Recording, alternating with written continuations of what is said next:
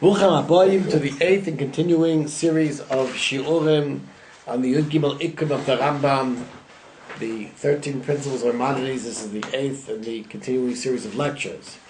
We're up to the 6th principle, and in the Rabbi Shilatz's edition is called the Yesodei HaTorah, which is Nevuah. It's prophecy. And now we're going to, after we spoke about prayer, then now we're going to speak about prophecy of Nevuah. There's going to be Nevuah's Moshe Rabbeinu, and after that Torah Sinai. And so we have a lot of things to speak about from Yitzhak Hashem. Okay. HaNevuah, prophecy. Also the shiur is L'chilui Nishmas Chaved de Bas Rabbi Yaakov. HaNevuah, prophecy.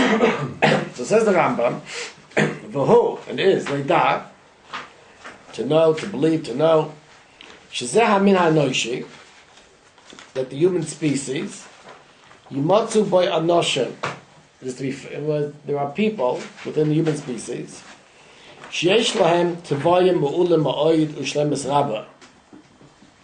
They have very perfected natures, and they've reached the level of perfection. V'yikoinu nafshesayim, and they can prepare themselves ad shikablu tzuras haseichel, until they are capable of apprehending intellect. So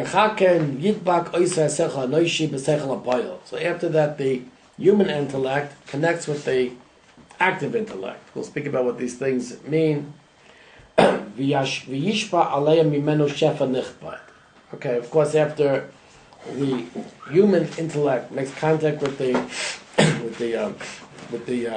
active intellect, seichel hapoel is the active intellect. That's the standard translation. Then there will be a very a significant flow, shefa, flow, an influence. The Eil Hema Nevi'im, and these are Nevi'im. V'zohi HaNevuah v'zeh Inyana, and this is prophecy. This is what is prophecy. Now to go into this principle in detail will take a long time. And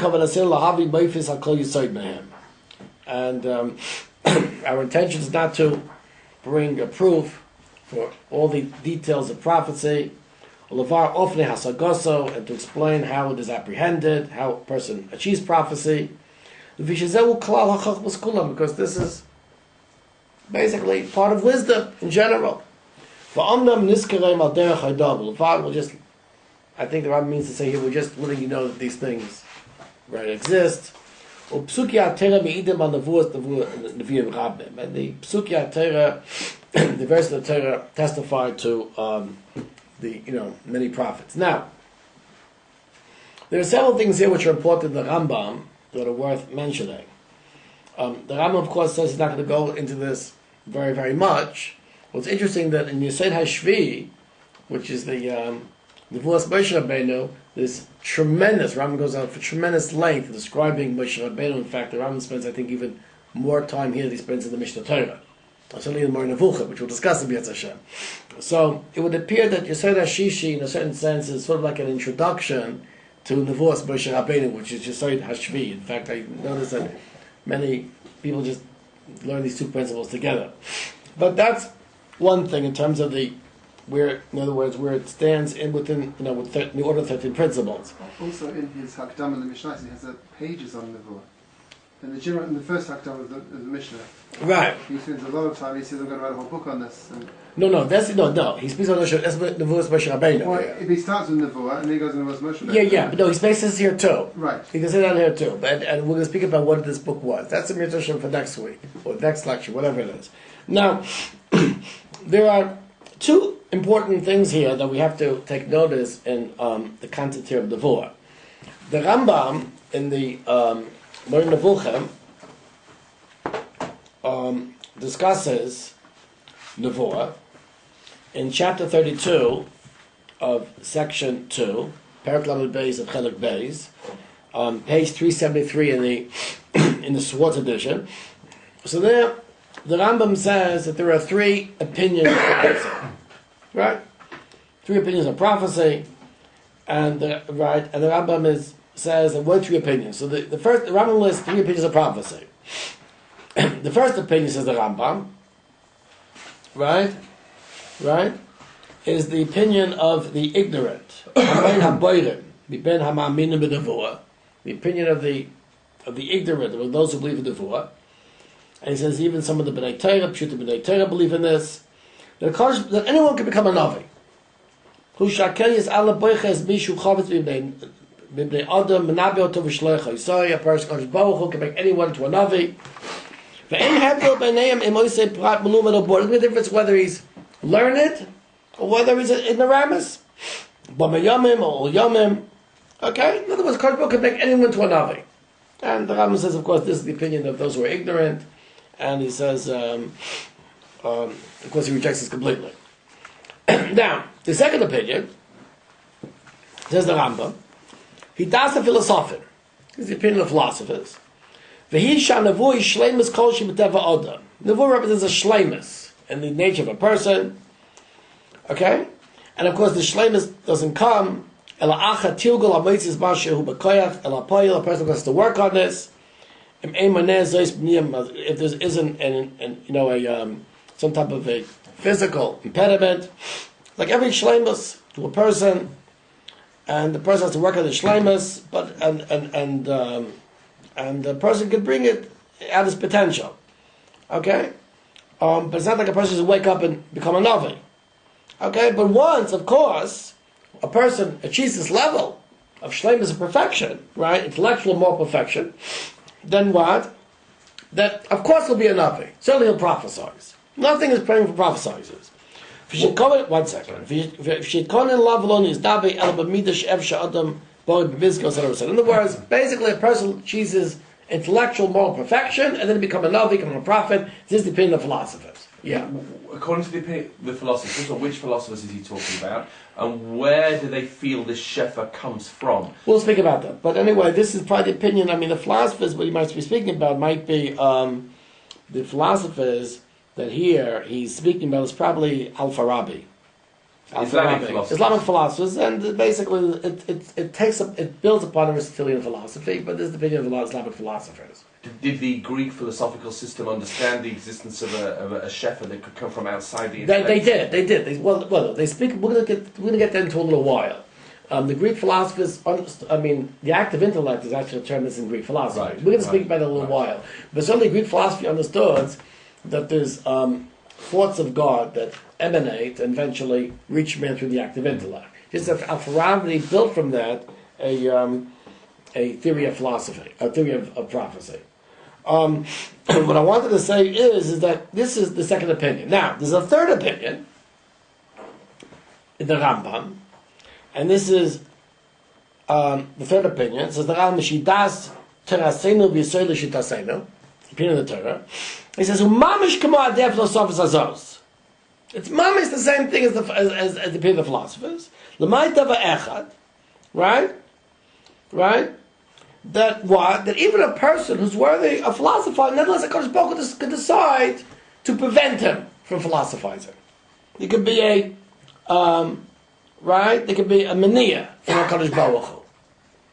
In other words, basically prophecy, a person has to build himself to intellectual moral perfection, right, in order to philosophize. But a Kodesh Baruch Hu, for one reason or another, could decide to not to be menabeh, not to because of the philosopher. Yeah. He can't go both ways. He can't prevent him and give. No. He can only prevent him. That's what Rambam says. Right? Right? In other words, that's what Rambam says. Right? In other words, you can't make a Navi. A person.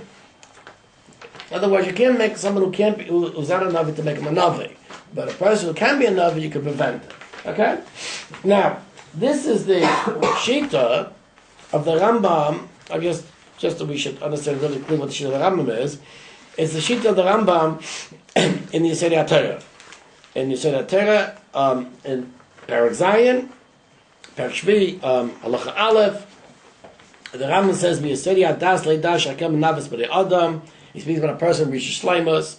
He speaks about the Aleph and Beis and Gimel and Dalet. And in Hey, right, he says, Elu Shem Vakshim Mistabahem Nikrim B'Nenavim, Va'afu B'Shebachabnin Daitan, even though they work themselves where they are focusing and intellectually on the thoughts of God.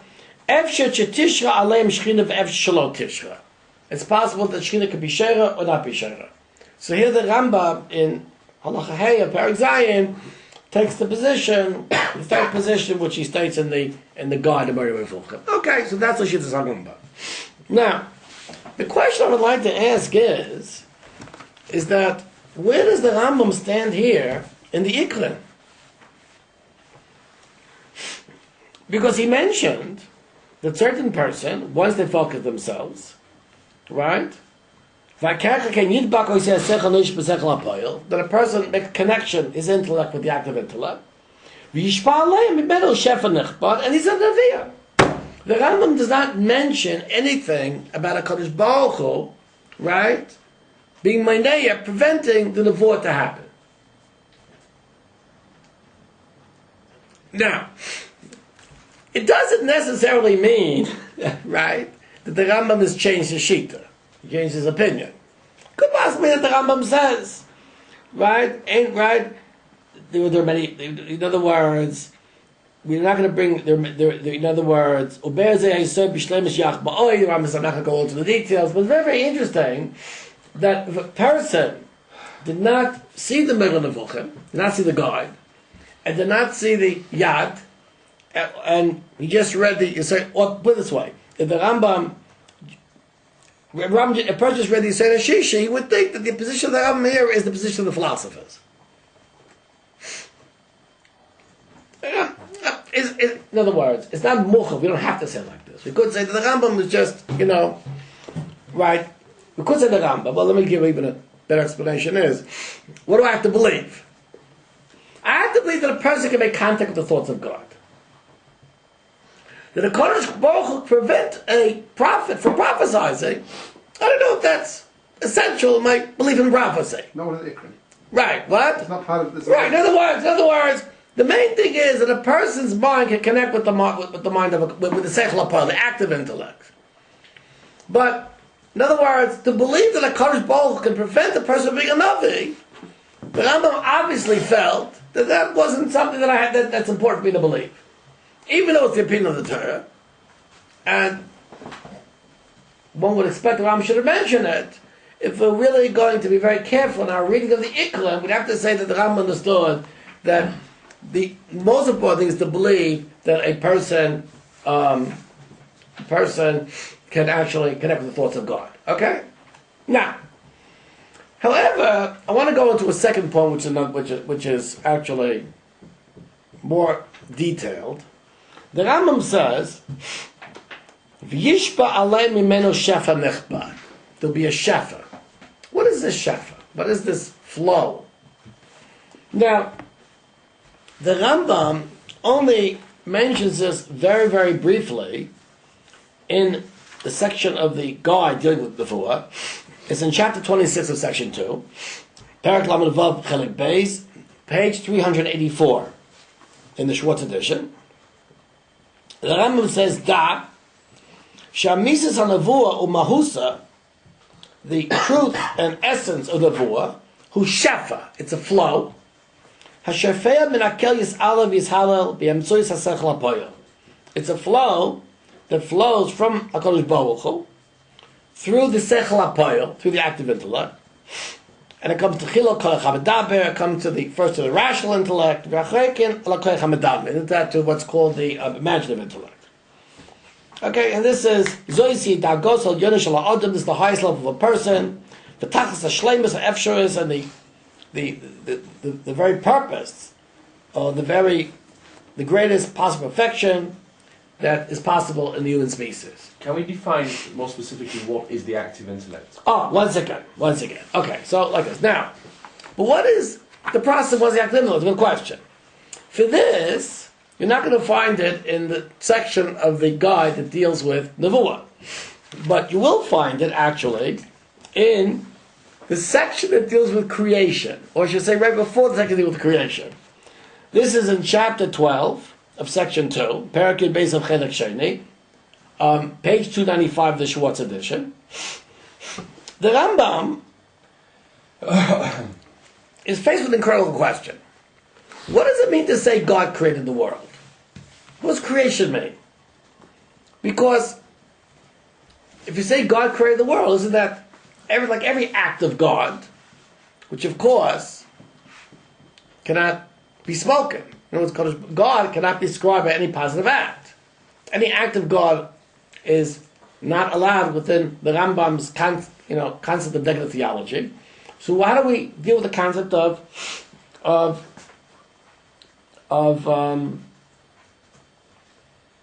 creation? So the Rambam says the following thing. The Rambam says creation begins with thoughts of God. I'm going to read from the Rambam.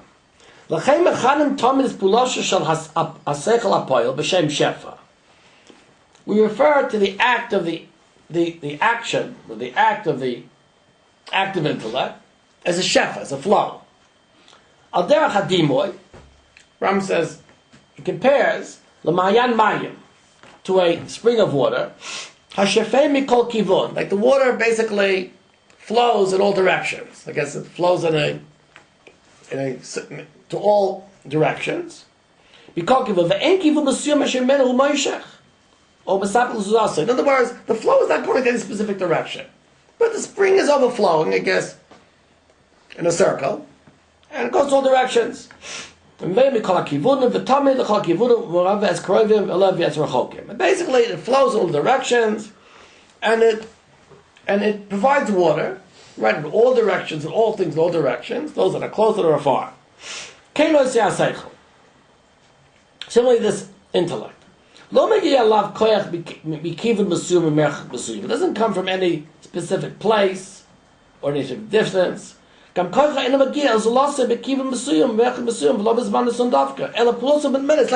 like radiation. It's like the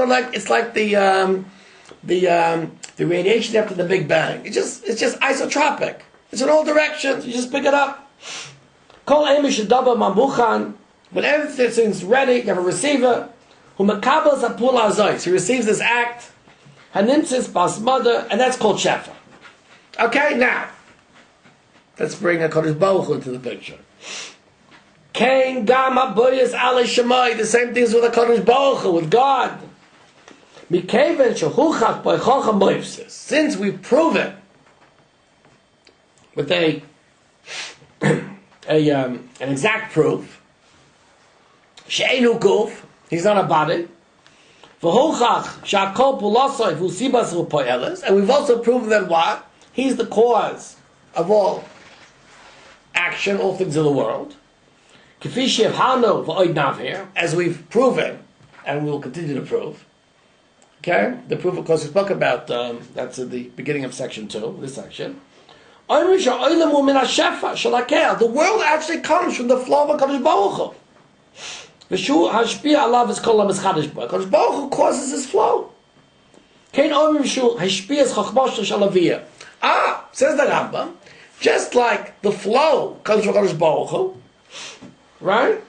This flow, this seichel, in the same way, he connects with the Nevi'im. Basically,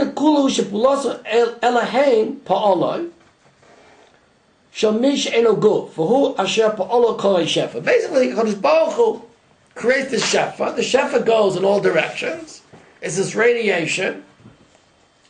That's from the Big Bang, whatever. It's this radiation, isotropic. It's going in all directions. And the Navi picks it up. The Navi is like an antenna. That's the way the Rambam explains the Navi. But there's a big difference. Wait. No, 1 second.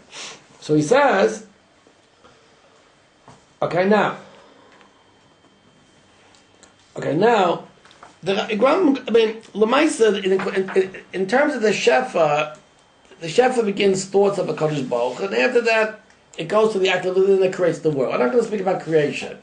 But I just want to ask before you go off creation, the Nevuah doesn't work unless a Navi is tapping into that. Right, it's ambient, and the Navi has to connect. That's right. When it comes to creation, there's nothing to connect in to make it work. No. But actually, what happens is, I mean, I can go on, and the Rambam explains it, is that basically, just like one thought produces another thought, produces another thought, at a certain point, the thoughts produce intellects, and the intellects produce the physical world. That's creation according to the Rambam in chapter 12 of section 2. Mm-hmm. But right now, If I pick up on Anthony's question, why should it be impossible for God to give anyone Nevuah if He can create a world?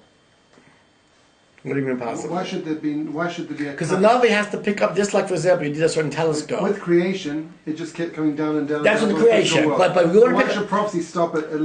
Because that's what it is. But a person has to pick up on the thoughts of a Kadosh Baruch Hu before they enter the physical realm. Only a person with an intellect can actually pick up this activism before it enters the physical realm. Why can't Hashem I have to have an antenna. How let Hashem create thoughts? He doesn't want to. He doesn't want to. He doesn't want to. You can't change, like Rambam says in the third Chilek, you can't change the nature of man. But that's what Nevuah is. In other words, Nevuah is, you can't look at it in other words, what Nevuah is, Kadosh Baruch Hu is thinking these thoughts. These thoughts are being, dispersed isotropically. And the Navi, with his intellect, is able to reach out and make contact with the active intellect. The active intellect, I think, is the final level of intellect after the long succession of thoughts. And that's called prophecy. That's Nevuah. Is the active intellect the same as God? No, chas v'shalom. God forbid. What is it? It's what I would say it is the end of a successive strings of divine thoughts. But it's a creation. You call it a malach, but it's a creation. You don't call it a malach. Yeah. It's a malach. Malach, the Rambam, same thing as thoughts. It's not something with wings. Okay, fine. It's not something as wings. But what I'm saying is that the point is, it's a creation. But it's a creation. We spoke about tefillah. It's a creation. In other words, the Navi apprehends thoughts of God, which are actually creation. Just like God creates the physical world, He creates, you call them malachim, He creates thoughts. He thinks thoughts and creates thoughts. And by thinking them now, this way, the Rambam solves the problem of creation. Because we're not speaking about God thinking. We could say God thinks. God says it's a thing. In other words, say God thinks is not a contradiction like a theologist we spoke about. So we can say God thinks. So God produces these thoughts. And then the thoughts produce the world. So this is the way we can describe the act of creation. This is what Rambam says in chapter 12 of section 2. It's interesting. If you would learn the entire section of creation of Moreh Nevuchim, you would never pick it up. It's actually before he introduces creation in chapter 13. But in any case, that's what the Navi is doing. So the fact is that the Navi has the proper inner ability. It also has worked on himself and focused on this talent. And with this talent, he acts like a radar, or no more than radar, as an antenna. And in this antenna, he focuses on HaKadosh Baruch Hu's thoughts. And that's called Nevuah. However, HaKadosh Baruch Hu can decide, for some reason or another, that he wants to prevent these thoughts from arriving at the Navi. That he can do. Just like HaKadosh Baruch Hu can do what? He can do miracles. He can do nisim. Which is important. What is important is because the Rambam, Maimonides, in the beginning of the 32nd chapter of section 2, says explicitly that the three opinions of prophecy correspond to three opinions of the creation of the world. I'll read the language of the Rambam. Right? Right? Right? The opinions of people on prophecy are like the opinions of the world being either eternal or being created. What I intend to say is, says the Rambam, that just like people who are convinced of the existence of God have three opinions regarding either the eternity or the creation of the world, like I explained. Also, too, in prophecy there are three. The Rambam list them. Now, what is the Rambam? I mean, this is not, Zek Kabbalah, 3 and 3. Why the Rambam, what type of connection is the Rambam making between prophecy and between the creation of the world? So it seems to be like this. Let's try to, let's try to line them up. The opinion that God can make anyone into a prophet, even a bor amaos, an ignoramus, right? What does that seem to correspond to? Creation ex nihilo. Oh, you're going to say now that the Rambam doesn't believe in radiation? No. Sorry, I'm slow. Anyway. I'm sorry. The other, the opinion that the act of God is not needed. A person just picks up the thoughts of God. Any person who's reached this level, that seems to prior towards until eternity. What? Why? Because there's no act of God involved. The world just goes the way it is. The world is a very natural thing. The third opinion, which is that a person has to reach a level where he can apprehend God's intellect, and of course a Kadosh Baruch Hu can come in and prevent it, that would seem closer to the concept of Platonic eternity. Which the Rambam in chapter 25 in section 2 has said that one certainly is permitted to believe that. Now, this doesn't, mean necessarily that, this is a secret message of the Rambam that really I don't believe in creation ex nihilo. But it's interesting that the Rambam, first of all, the Rambam has mentioned this, in my opinion. Why has he mentioned this for? I don't think this is part of a secret message, like I said, but what has he mentioned this for? Because I think the Rambam here wants us to understand that prophecy is not just like it's not only a miracle, a nace. It's also a natural act too. In other words, it is true that Kadosh Baruch Hu can prevent prophecy. But we shouldn't think prophecy is like creation ex nihilo, that Kadosh Baruch Hu creates something from nothing. In other words, a person has to reach a level of intellectual perfection, and in a certain sense, prophecy will follow as a natural event unless a Kadosh Baruch Hu decides to veto it. That's certainly true. Which in a sense, is really what I wanted to mention too, is that the important thing is here in prophecy that I have to believe that man is capable of ascertaining, apprehending God's thoughts, God's intellects. And that's what I have to believe in. Whether God steps in or not, the Rambam is not included in this principle. Yeah. Is there any other way of lining up these three with these three? I don't think about it. What would you say? What else could he mean?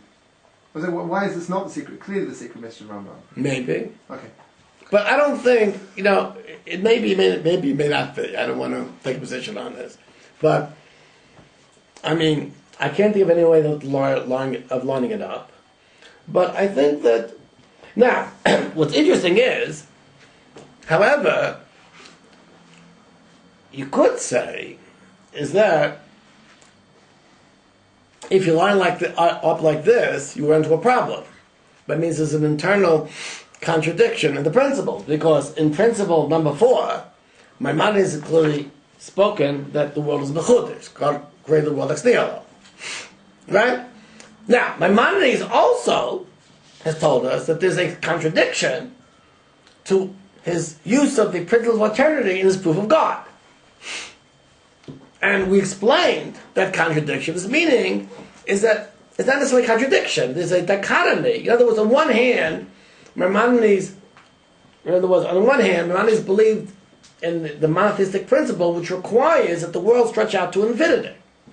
Does that require Platonic or does it require Aristotelian? No, either way. I think either way. You just need you have to believe that the time is infinite. Doesn't God's ability to intervene with the world, doesn't that contradict the idea of... Aristotelian, right, it's Platonic. No, doesn't that contradict the idea of God's inability to act at any time? For us to attribute any... No, he can act at any time. That's fine. If we say that God acts, then we're saying that there was a previous and an after, so we're saying that God's subject to time.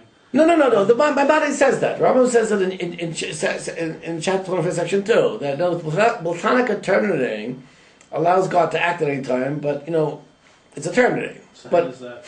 no, it's fine. The Platonic eternity, well, on one hand, could, in other words, could be assumed. Since time is eternal, it could be assumed in the 26th principle in the Maimonides proof of God's incorporeality existence.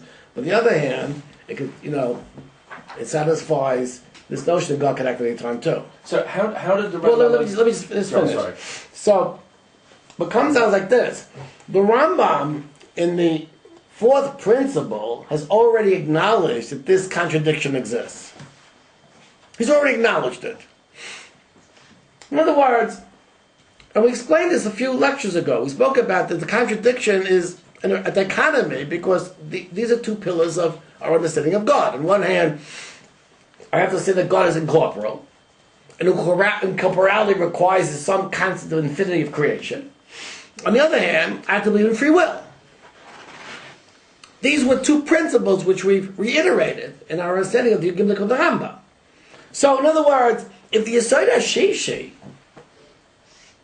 right, the sixth principle, right, is understood in light of the Rambam's lining things up, that the world's eternal, it's not a contradiction to the notion of creation ex nihilo, which is man's freedom. That's what I'm saying. In other words, we haven't introduced, right, a difficulty or a contradiction that we already haven't faced in the Yud Gimel Ikkarim. That's my point. And I think that answers everything. And you wanted to say So I'm something just going to ask, the Rambam's therefore understanding of creation according to this parallel is what?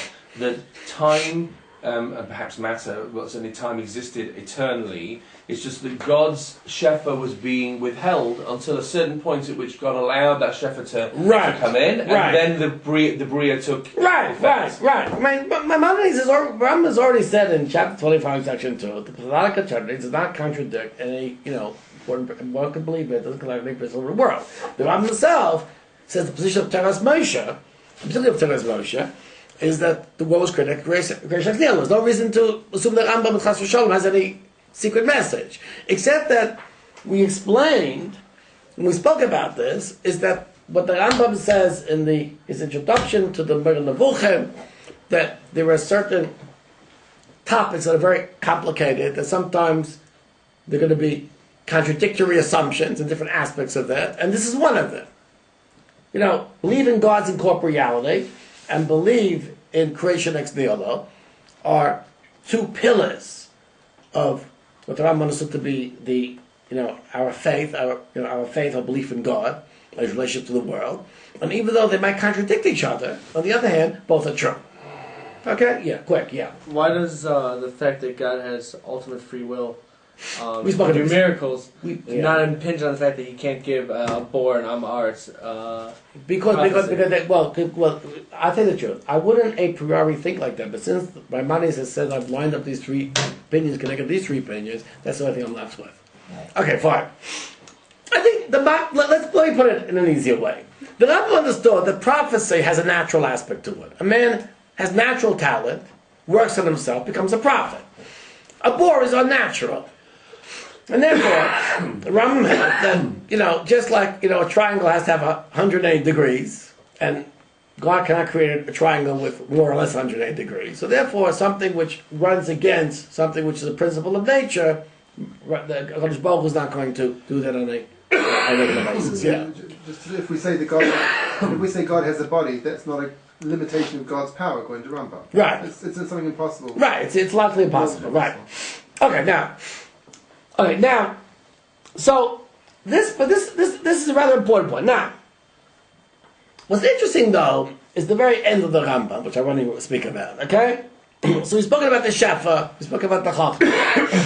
The Rambam says, I'm not going to bring you proof of every aspect of the law. Speak different ways to apprehend it. The Rambam here is frank to the fact that the very end of the section of prophecy in the Moreh Nevuchim, he lists different levels of the voice. I'm not going to go into this. This is part of general wisdom. I'm not exactly sure what the Rambam means, this is part of general wisdom. right? It might be that the Rambam understands that Nevuah can be understood within the epistemology, the theory of wisdom. In other words, the Rambam understood that Nevuah is not something which is, once I believe in God, and once I believe in God's incorporeality, which necessitates that the act of creation be defined by this flow of thoughts. So therefore, all of Nevuah can be defined or understood within this framework. There's nothing metaphysical about Nevuah. Nevuah is a natural act, except that what? Except that a HaKadosh Baruch Hu, God, can decide to turn off the faucet, turn off the flow. But that's just like HaKadosh Baruch Hu can decide at any point to make a miracle, to make a miracle. He does. So, but the principle of Nevuah is something which is natural. And that's what it means, Zehu Klal Kol HaChokmah Kula. Okay. Now, this is about all I want to say about prophecy. It's clear in the Rambam that the Rambam is using the Yesodei HaShishi, which is the sixth principle, in order to the Yesodei HaShvi'i, which is Nevuas Moshe Rabbeinu. Now, the thing is that a person can ask a question, is that why didn't the Rambam just speak about Yesodei Moshe Rabbeinu? I mean, what do I need the other prophets? What do you need the other prophets? In other words, or more precisely, what role, right, do the other prophets play in relationship to that of Moshe Rabbeinu? And that's really the important thing that really necessitates this principle. Now, the point is that the Rambam does discuss this in the section of prophecy, and it's interesting that the entire section of prophecy, he says that he's not going to speak about Moshe Rabbeinu several times. But the question is, why do I need the other prophets? Why do you need the Nevi'im? Now, the Rambam says in chapter 39 of section 2, okay, which is Parak Lamed Tes Chelik Beis, and this begins pages 394, 395 in the Schwartz edition. The Rambam says, what's the difference between the Pasuk Moshe Rabbeinu and other prophets? We're going to speak about this. Mitzvah Shem is going to Pasuk Moshe Rabbeinu. Moshe Rabbeinu is coming to tell us the laws, the halachas. All right? Okay? Nevi'im are coming to give us, the Nevi'im are coming to give us what's called Musa. The Nevi'im are coming to command us on the Torah of Moshe Rabbeinu. That's the Rambam says. In other words, the Nevi'im, right, speak in general about the belief of God, okay? And the Rambam speaks about this Beit Din Shel Eva, V'su Shelach, right? And they instruct the people as the Kodesh Baruch Hu. But the Moshe Rabbeinu is something different. Moshe Rabbeinu is coming to teach us the Torah, which is the law. That's the Rambam. Moshe Rabbeinu is coming to give us the most balanced form of a person. The laws, which are the most logical, rational, and most balanced. That's the language of Rambam. We're going to speak of this as we get to Moshe Rabbeinu. But in other words, prophecy is basically either to come to inspire people to believe in God, or is coming to tell us, as a didactic instruction on the Nevuah of Moshe Rabbeinu. But they're not coming to give us the law, which is important. Now, meaning that according to the Rambam, it was, so therefore, why do I have to believe in the prophet? So, it would come out that the prophet, right, in other words, in addition to believing in the voice of Moshe Rabbeinu, right, the prophets are really coming to further strengthen the prophecy of Moshe Rabbeinu. That's the language of the Rambam. They're coming to strengthen the prophecy of Moshe Rabbeinu. So, I'm pushing the question even further. I mean, well, once I believe in the prophecy of Moshe Rabbeinu, what do I need the VM, in fact, to, what do I need the VM, in fact, actually, to believe in the VM, just believe in the prophecy of Moshe Rabbeinu. So therefore, my hunch, which I want to bring up, or I want to maybe explain, the Gemara speaks about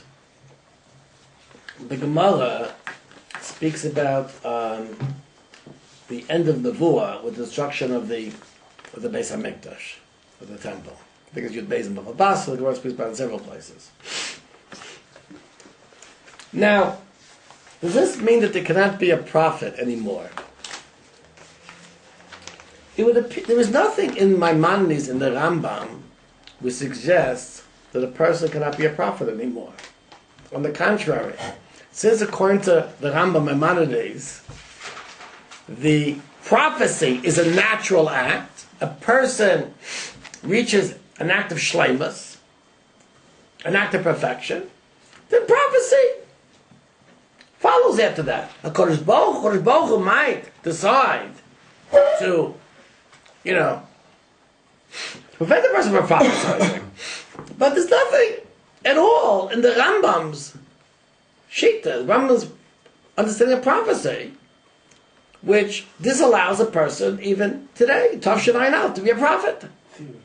In theory, right. I mean, he writes that in Golos, we're just too much lachats to be able to not. Okay, right. But in other words, the fact is that probably in Moshe Bashir, prophecy will actually, be restored. In other words, prophecy is still possible. It's not that prophecy is something, in the past that will no longer be anymore. Now that we have the voice of Moshe Rabbeinu, prophecy of Moshe Rabbeinu, so we have the Torah, we have the written law, the oral law. So therefore, why is prophecy relevant? But the fact is that according to the Rambam, prophecy is still relevant. Not as prophecy is only relevant, it seems from the Rambam that actually prophecy is still the goal. The goal of a person perfecting his knowledge, his apprehension of God's thoughts, a person perfecting his ethics, his morals, that's actually a goal which is actually worthy of his manazeh, even today.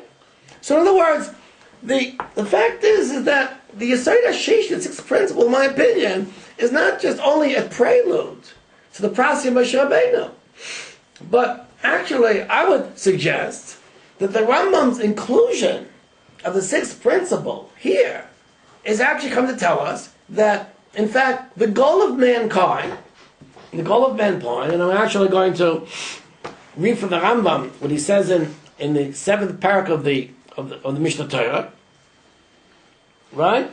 It's chala, right? It's chala.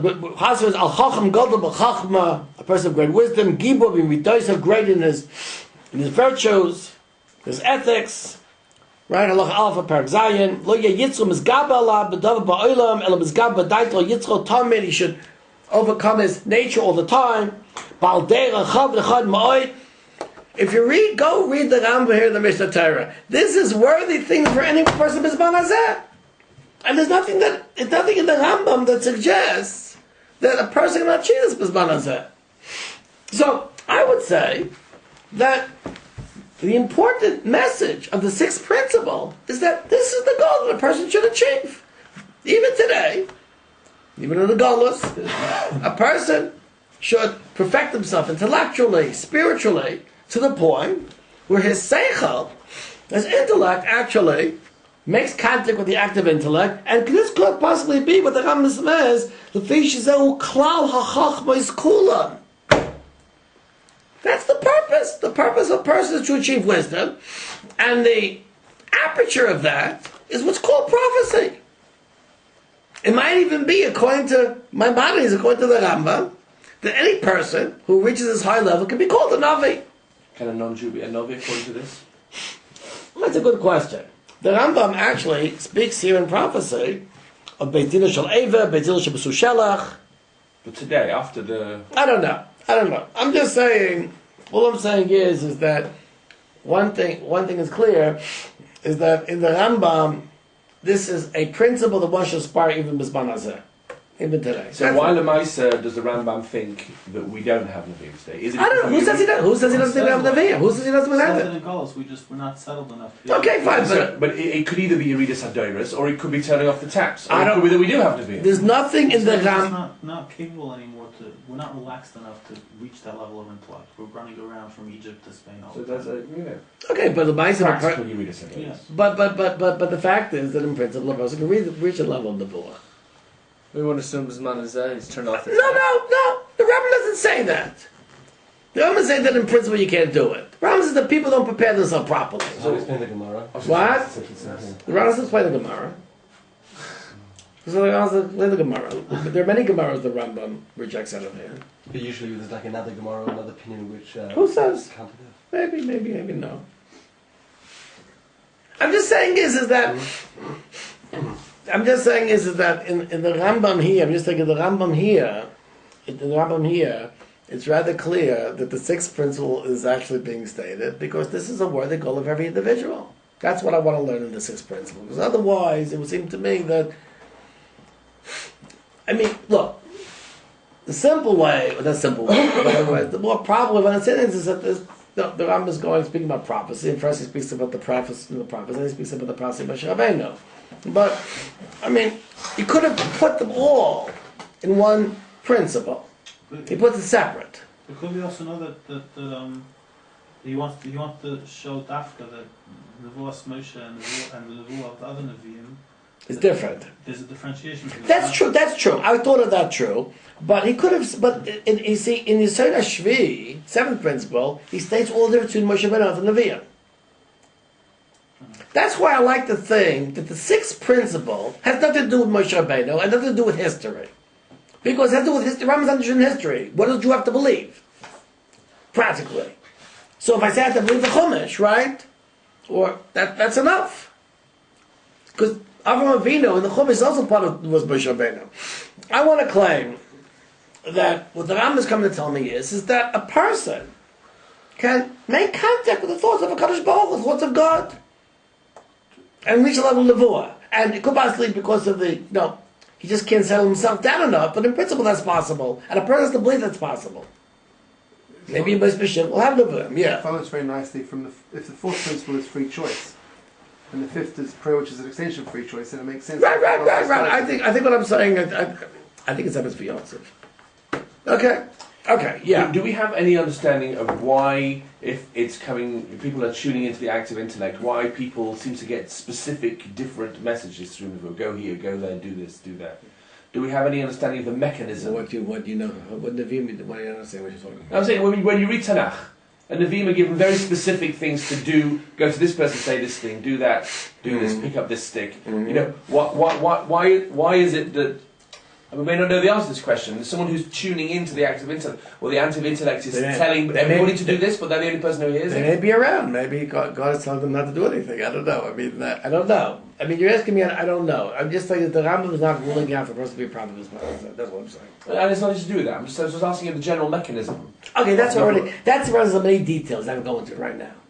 But with that, you have to learn the Pakim in Nevuah. I think it's from chapter 32 to chapter 40, something like that. In the Moreh Nevuchim II, there you learn about it. But that's I think the Rambam is saying. Okay, now, this is just about all I want to speak about regarding Nevuah. Like the Rambam says more details of Nevuah, but really the Rambam devotes it's for sure the most extensive principle and probably the most complicated principle in terms of what he writes here is the seventh principle, which is that of the Nevuos Moshe Rabbeinu. We're going to begin that in Mitzvah Shem this coming week. I just want to raise an interesting question. The Rambam speaks about the Nevuos Moshe Rabbeinu, and the Rambam says, I'm in the seventh principle, and says he really wants to write a book about this. the fourth line from the bottom in Kufman Beis of the Shilon edition. He wants to really go into this. To open up the locks to the verse of the Torah. It's plain pal peh. Right? And so these are very, very subtle things. And prior to, we have to speak a lot about it, of introductions, metaphors. You have to speak about the malachim, the angels, the different levels from the Creator. Speak about the soul and its different powers, right? And it speaks about the different things the Nevi'im apprehend. And the Rambam says he's not going to speak about it now so much. He's going to speak very briefly. The Rambam's going to leave it for somewhere else. The Sefer, he's going to write a book about it. He's going to write a book that explains the drashas. I'm going to speak about the drashas. Okay? Or B'Sefer Nevuah, maybe I'll be a book of Nevuah. Or B'Sefer Pelo Shel Yesodis. Maybe I'm going to write a book about these fundamental things. I'm going to write a book about it. Now, where is that book? You could say maybe the Rambam wrote this and forgot about the book. That's highly unlikely. Because we know that the Rambam was constantly amending the Yud Gimel Ikkarim. In fact, actually, in the fourth Ikkarim, which is free will, which is creation ex nihilo, we're talking about free will. The creation ex nihilo part was actually added by the Rambam later on in his life, according to the manuscripts called Rabbi Kapach. Where is that book that the Rambam wrote? Okay? We'll speak about that in Mitzvah Hashem next week. Until then, for an honest place, Yerushalayim Kodesh, Hakol Tavach, be well.